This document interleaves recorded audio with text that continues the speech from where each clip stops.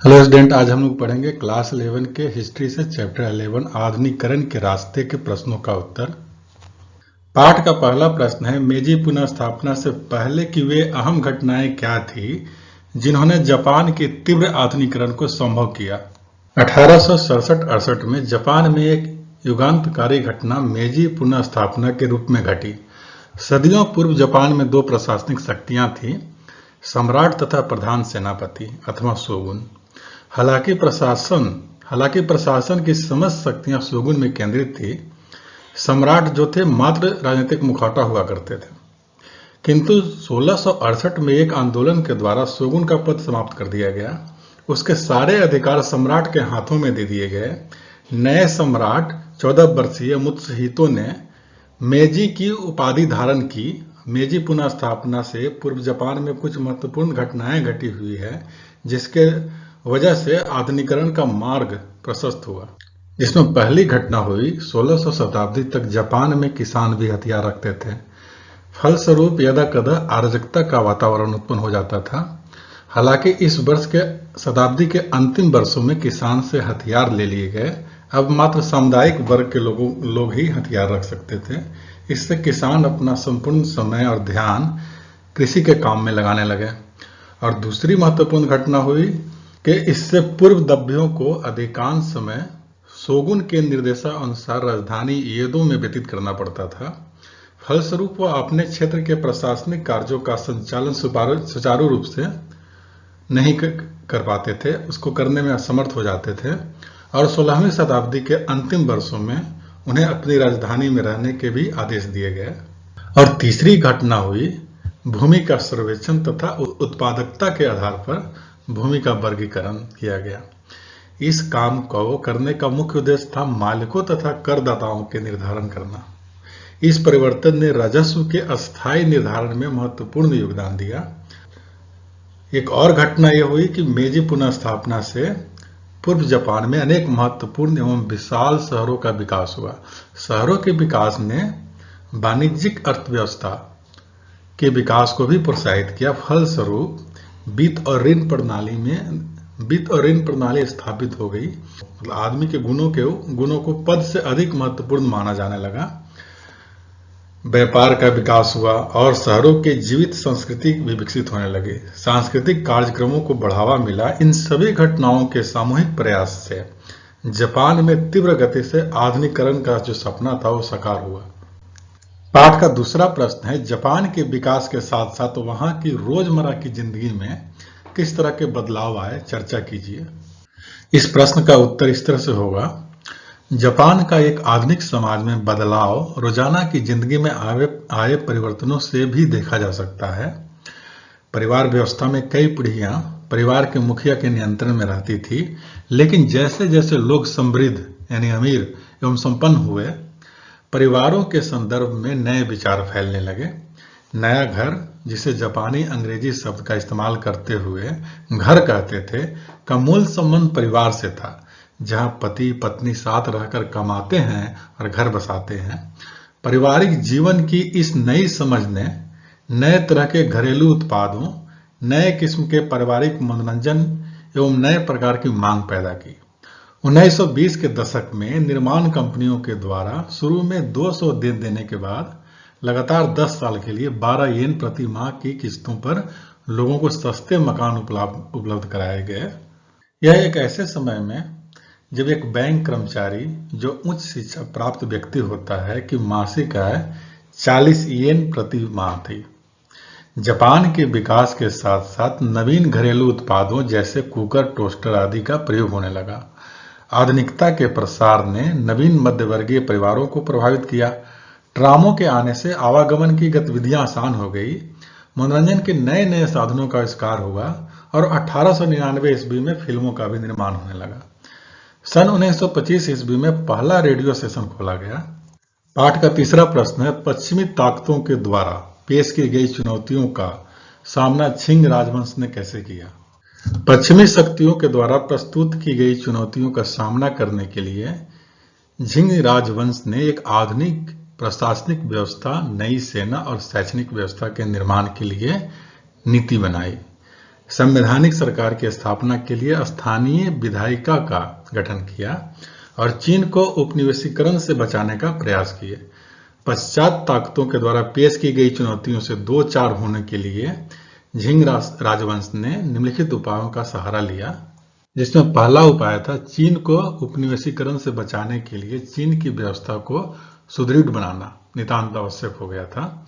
अतः उसके आधुनिक प्रशासनिक नई सेना और शिक्षा के लिए नई नीतियों का निर्माण किया गया। और दूसरा उपाय हुआ कि संवैधानिक सरकार की स्थापना हेतु स्थानीय विधायिका की गठन की गई। प्रशासकों का विचार था कि एक संवैधानिक रूप से चुनी हुई सरकार ही पश्चिमी ताकतों के द्वारा प्रस्तुत की गई चुनौतियों से भली प्रकार से निपट सकती है, मतलब सामना कर सकती है। जन सामान्य द्वारा राष्ट्रीय जागरूकता उत्पन्न करने का प्रयास किए गए। लियांग किचाओ जैसे सुप्रसिद्ध चीनी विचारक का विचार था कि चीनियों में राष्ट्रीयता की भावना उत्पन्न करके ही चीन को पश्चिम का सफलतापूर्वक विरोध कर सकता है। उनके मतानुसार अंग्रेज व्यापारियों के हाथों भारतीयों की हार का एक मुख्य कारण भारतीयों में एकता और राष्ट्रीयता की भावना का अभाव था, कमी थी। अतः चीनी विचारकों ने जन सामान्य को उपनिवेश बनाए गए देशों के नकारात्मक उदाहरणों से परिचित कराने का अहम काम किया। 18वीं शताब्दी में पोलैंड का विभाजन एक दृष्टांत उदाहरण बन गया था। सर्वविदित है, सब लोग जानते हैं कि 1890 के दशक में चीन में पोलैंड शब्द का प्रयोग एक क्रिया स्वरूप टू पोलैंड रूस बोलोना बू अर्थात हमें विभाजन करने या किया जाने लगा। जनसाधारण की परंपरागत सोच को बदलने की कोशिश की गई। बुद्धिजीवी वर्ग का मानना था कि परंपरागत सोच को बदलकर ही चीन का विकास संभव है। उल्लेखनीय है कि उस समय चीन की प्रमुख विचारधारा कन्फ्यूशियसवाद से ओतप्रोत थी। 1890 के दशक में जिन विद्यार्थियों को जापान में अध्ययन करने हेतु भेजा गया था, उन्होंने जापान के नए विचारों से प्रभावित होकर चीन में गणतंत्र स्थापित करने में महत्वपूर्ण भूमिका निभाई। सरकारी पदों की नियुक्ति में योग्यता को आधार बनाया गया। 1905 ईस्वी में रूस जापान युद्ध के बाद दीर्घकाल से प्रचलित चीन की परीक्षा प्रणाली को समाप्त कर दिया गया। परंपरागत परीक्षा प्रणाली में साहित्य पर बल दिया जाता था, फलतः यह विज्ञान एवं प्रौद्योगिकी के लिए बाधक थी और सैन्य शक्ति को मजबूत बनाने के लिए अनेक महत्वपूर्ण सुधार किए गए। सेना को अत्याधुनिक औजारों से सुसज्जित किया गया। पाठ का चौथा प्रश्न है, सन यात सेन के 3 सिद्धांत क्या थे? इसका उत्तर इस तरह से होगा। सन यात सेन जन्म से ही क्रांतिकारी थे। सन यात सेन के नेतृत्व में 1911 में माचू साम्राज्य को समाप्त कर दिया गया और चीनी गणतंत्र की स्थापना की गई। वे आधुनिक चीन के संस्थापक माने जाते हैं। वे एक गरीब परिवार से थे और उन्होंने मिशन स्कूलों से शिक्षा प्राप्त की थी, जहां उनका परिचय लोकतंत्र और ईसाई धर्म से हुआ। उन्होंने डॉक्टरी की पढ़ाई की, परंतु वे चीन के भविष्य को लेकर चिंतित थे। उनका कार्यक्रम 3 सिद्धांत सन मिन चुई के नाम से प्रसिद्ध है। ये 3 सिद्धांत इस प्रकार है, जिसमें पहला है राष्ट्रवाद। इसका अर्थ था माचू वंश, जिसे विदेशी राजवंश के रूप में माना जाता था, को सत्ता से हटाना, साथ के साथ अन्य साम्राज्यवादी शक्तियों को भी हटाना।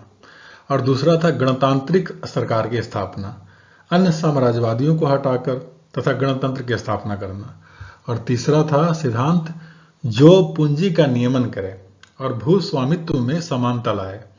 सन यात सेन के विचार कुओमिंगतांग के राजनीतिक दर्शन के आधार बने। उन्होंने कपड़ा, खाना, घर और परिवहन, इन 4 बड़ी आवश्यकताओं को रेखांकित किया। पाठ का 5वां प्रश्न है, जो संक्षेप में निबंध लिखने के लिए है। क्या पड़ोसियों के साथ जापान के युद्ध और उसके पर्यावरण का विनाश तीव्र औद्योगिकरण की जापानी नीति के चलते हुआ? इतिहासकारों का मानना है कि औद्योगिकरण की जापानी नीति ने ही जापान को पड़ोसियों के साथ युद्धों में उलझा दिया और उसके पर्यावरण को समाप्त कर दिया। मेजी पुनर्स्थापना के तकरीबन 40 वर्षों के अंतराल में जापान ने आर्थिक, राजनीतिक, सामाजिक सभी क्षेत्रों में अभूतपूर्व प्रगति की। वहां के तत्कालीन सम्राटों ने भी विदेशियों को जंगली समझकर उनकी विशेषताओं को नजरअंदाज नहीं किया, अपितु उन्हें स्वयं को सिखाने का प्रयत्न किया। उनसे स्वयं सीखने का प्रयत्न किया। फुकोको कोहोए अर्थात समृद्ध देश, मजबूत सेना के नारे के साथ सरकार ने अपनी नवीन नीति की घोषणा की। इस नई नीति का उद्देश्य था अपनी अर्थव्यवस्था एवं सेना को मजबूत बनाना। मेजी सुधारों के अंतर्गत अर्थव्यवस्था के आधुनिकीकरण पर अधिक बल दिया गया। सरकार ने उद्योगों के विकास हेतु विदेशों से सहायता ली। सूती वस्त्र उद्योग प्रोत्साहित करने हेतु कपास की नई किस्मों को विकसित करने का प्रयास किया गया। संचार और यातायात के आधुनिक संसाधनों ने आर्थिक क्रांति में अपना महत्वपूर्ण योगदान दिया और 20वीं शताब्दी के प्रथम दशक तक जापान की गिनती विश्व के सर्वोत्तम आधुनिक देशों में होने लगी। औद्योगिक विकास की तीव्र गति ने जापान को पड़ोसियों के साथ युद्ध करने के लिए विवश कर दिया। जापान भी बाजार की खोज में 19वीं शताब्दी में औपनिवेशिक दौड़ में सम्मिलित हो गया। जापान के साम्राज्यवाद का एक प्रमुख कारण एशिया और प्रशांत क्षेत्र में अपनी श्रेष्ठता को साबित करना था। फलतः उसने 1894-95 में चीन के साथ और 1904 और 5 में रूस के साथ युद्ध करना पड़ा। 1872 में जापान की जनसंख्या 3.5 करोड़ थी। औद्योगिकरण की वजह से 1920 आते आते जापान की जनसंख्या 5.5 करोड़ हो गई। प्रथम विश्व युद्ध के पश्चात जापान की अर्थव्यवस्था निरंतर विकास की ओर बढ़ने लगी। वह सूती वस्त्र उद्योग, रेयन और कच्चे रेशम का सबसे बड़ा निर्यातक देश बन गया। युद्धों के परिवर्तित काल में इंजीनियरिंग एवं लौह इस्पात उद्योग के क्षेत्र में जापान ने अद्वितीय विकास किया। तीव्र गति से औद्योगिक विकास का एक नकारात्मक पक्ष था पर्यावरण का दिन प्रतिदिन दूषित होना। औद्योगिक विकास ने लकड़ी की मांग में वृद्धि की, जिससे पेड़ों की अंधाधुंध कटाई हुई। परिणाम स्वरूप पर्यावरण पर इसका प्रतिकूल प्रभाव पड़ा। प्रथम संसद 1897 ईस्वी के निम्न सदन के सदस्य तानको जोशो ने औद्योगिक प्रदूषण के विरोध में पहला आंदोलन किया। उनका मानना था कि मानवीय हितों को नजरअंदाज करके औद्योगिक विकास करना मानव जाति के प्रति क्रियावादी कदम है। द्वितीय विश्व युद्ध के पश्चात जापान में होने वाले तीव्र औद्योगिक विकास का जन सामान्य के स्वास्थ्य पर बुरा प्रभाव पड़ा। अरगजी को एक जहर एवं भयंकर कष्टदायी बीमारी का कारण था।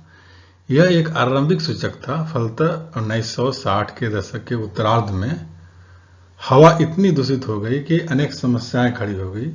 अतः यह कहना उचित होगा कि तीव्र औद्योगिकरण की जापानी नीति ने अपना जापान को सीमावर्ती देशों के साथ युद्धों में उलझा दिया और साथ साथ वहां के पर्यावरण को भी दूषित कर दिया।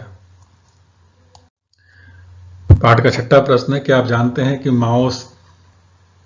माओत्सुंग और चीन के साम्यवादी दल ने चीन को मुक्ति दिलाने और इसकी मौजूदा कामयाबी की बुनियाद डालने में सफलता प्राप्त की।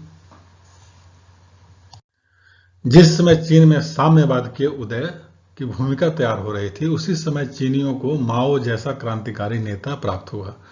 माओ में मजदूर वर्ग तथा निम्न वर्ग को संगठित करने की एक असाधारण क्षमता विद्यमान थी। उनके प्रयासों से वास्तव में चीन में साम्यवाद का उदय और प्रसार हुआ। माओ ने 1928 से लेकर 1934 के मध्य कोइमतांग के आक्रमणों से सुरक्षा के लिए शिविर लगाए। उन्होंने किसान परिषद का गठन किया और भूमि पर कब्जा किया तथा उन्हें पुनः लोगों में बांट दिया। इससे चीन का एकीकरण हुआ और स्वतंत्र सरकार और सेना पर जोर दिया गया। उसने महिलाओं के कल्याण के लिए अनेक काम किए। ग्रामीण महिला संघों की स्थापना पर जोर दिया। विवाह के नए नियम बनाए। विवाह के समझौते खरीदने और बेचने पर रोक लगा दी। तलाक पद्धति को सरल रूप दिया। और माओ ने ऐसे समाजवादी व्यक्तियों का निर्माण करना चाहते थे जिन्हें पृथ्वी, जनता, काम, विज्ञान तथा जन संपत्ति पांचों से बेहद प्यार हो। उन्होंने महिलाओं के लिए All China Democratic Women's Federation तथा विद्यार्थियों के लिए ऑल चाइना स्टूडेंट फेडरेशन का निर्माण किया। इस प्रकार यह कहना उचित ही होगा कि चीन को मुक्ति दिलाने तथा तत्कालीन कामयाबी की आधारशिला रखने में साम्यवादी दल के प्रमुख माओ ने अपनी महत्वपूर्ण भूमिका निभाई। इस तरह से वीडियो खत्म होता है। ये वीडियो आपको कैसा लगा नीचे कमेंट्स बॉक्स में लिखकर जरूर बताएं। अगर आपको ये वीडियो पसंद आया हो तो लाइक कीजिए, साथ के साथ चैनल को सब्सक्राइब कर दीजिए। अगर आपने सब्सक्राइब कर लिया है तो इसके लिए थैंक्स, और साथ में वीडियो देखने के लिए भी थैंक्स। मिलते हैं अगले वीडियो में।